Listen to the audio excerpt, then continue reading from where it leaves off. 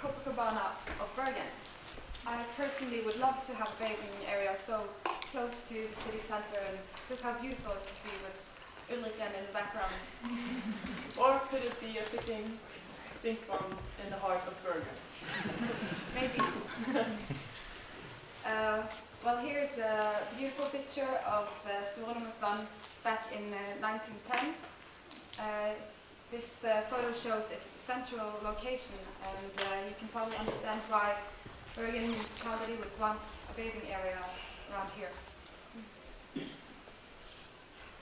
However, a lot has changed in the past 100 years.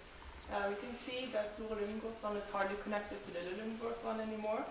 The inlet from Damsgåsen has become a lot more narrow, causing less water to come into Store Lungåsvann. There's also a big increase in human activity, possibly causing more pollutants to end up in the water itself. As you can probably understand, there are some reasons to be concerned. That's why we decided to assess the water quality.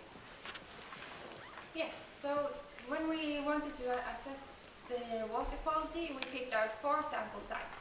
And sample site 2 and 3 are in our special interest because this is where Bergen municipality wants to create a swimming area. And also we've chosen site 1 and site 4 to get an overview of Store Lungåsvann.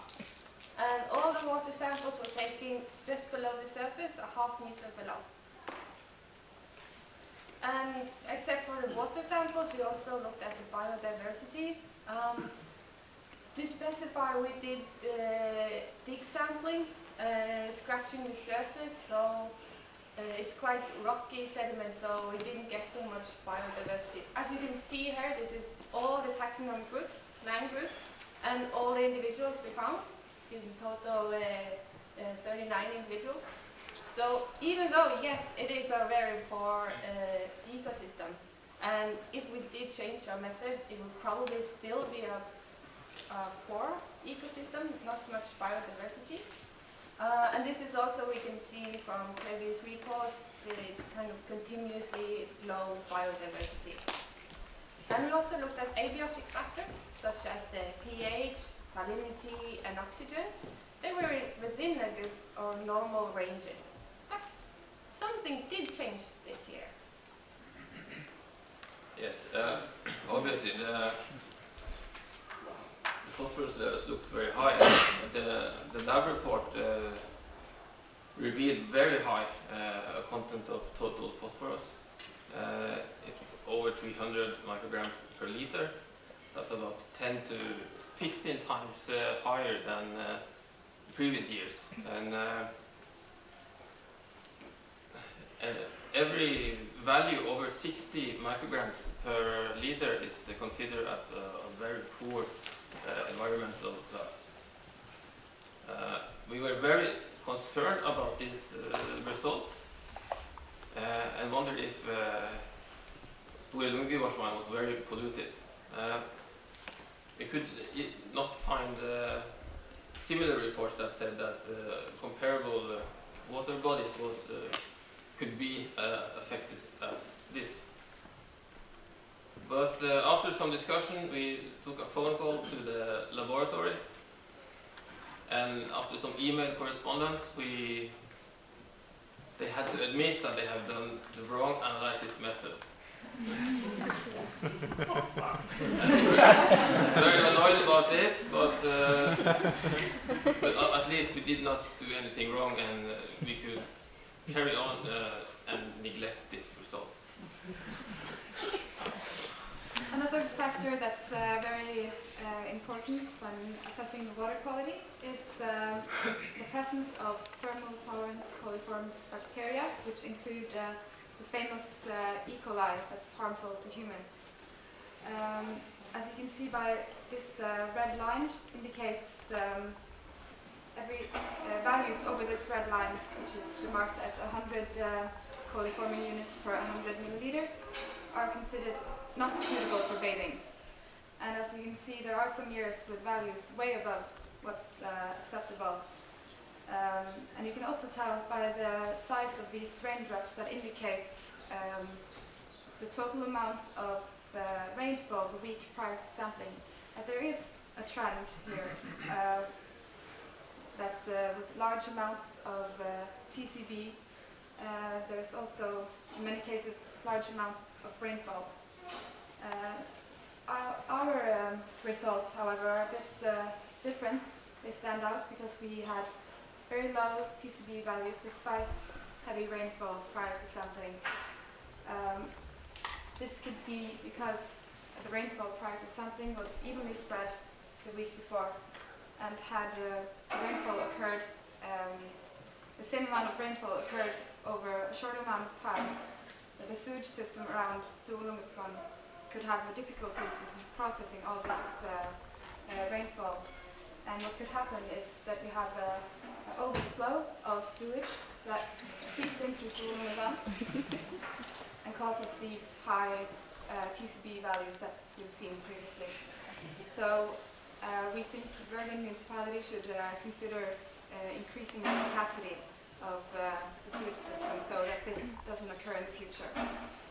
But all in all, I have to say that our results indicate that the water quality is improving and it's actually quite good. So I'm beginning to wonder if this Copacabana vision could actually become a reality.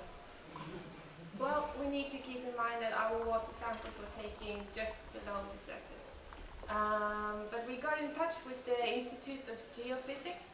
They have a CTD standing out in the middle of Storulungasvann, which is an instrument that measures salinity, oxygen, and temperature. And if we look at first of the salinity, we can see that there are created two haloclines in the depth. Because the CTD works at, it measures at 1 meter, 2 meters, down to 19 meters. So first we can see a halocline at 5 meters. You can see a change from freshwater to brackish water. And at 11 meters we see a change from brackish water to salt water in the bottom. And also when we look at the temperature, we see a change at 11 meters. And this layers in the water can be called as stratification. And we see there is something happening at 11 meters. And when we look at oxygen, we see that there is really something happening. Because good oxygen measurements would be above 80%. But after 11 meters, it's dropped dramatically down to almost not livable area environment. Could you explain to the audience why this is the problem, that you get this anoxic layer? The problem with an anoxic layer is not sustainable for life, and also with the biodegradation will happen with bacteria and no oxygen, so we can get an accumulation of gases such as hydrogen sulfide. This problem could however be fixed pretty easily by increasing the water flow and water exchange in Storulungasvann. The stratification could be fixed. The problem now is that the shallow inlet from Damsgårdsundet, this lies dry 2 times a day during low tides, preventing water from flowing into Storulungasvann and turning the water. If Bergen municipality would dig out these mussel beds, it would increase the water flow and maybe solve the problem. So, what is our conclusion? Well, the results from our work suggest that surface water is suitable for recreational activities such as swimming and bathing. That is, however, if you only look at the surface layer. As soon as you go further down, you will see that these are not sustainable conditions for life. And then there's also the problem of the hydrogen sulfide accumulating at the bottom.